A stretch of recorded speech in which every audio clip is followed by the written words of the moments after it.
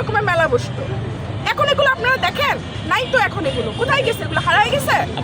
আবার holiday market আপনারা হচ্ছে মতিঝিলের ওখানে দেখেছেন, এখনো বসে কিন্তু স্বল্প পরিসরে। কিন্তু বিষয়টা হচ্ছে কি ওই বিষয়গুলো তো মানা যায়, কিন্তু আমরা কেন এই বিষয়টাকে এত গুরুত্ব দিচ্ছি?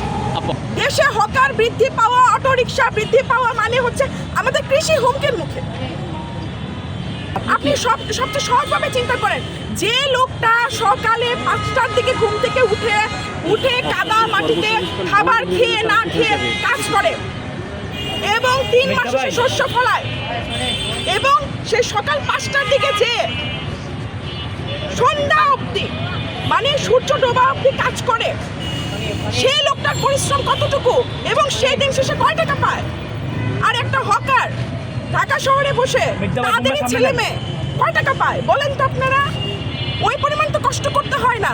তার মানে কি আমাদের তো লেবার ক্রাইসিস, আপনারা বুঝতে পারছেন না? আমরা কেন আমদানিমুখী?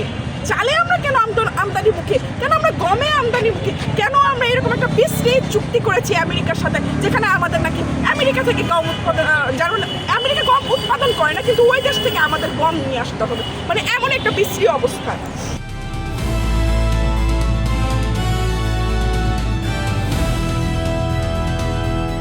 দিনাজপুর টিভি, মানুষের জীবনের কথা বলে।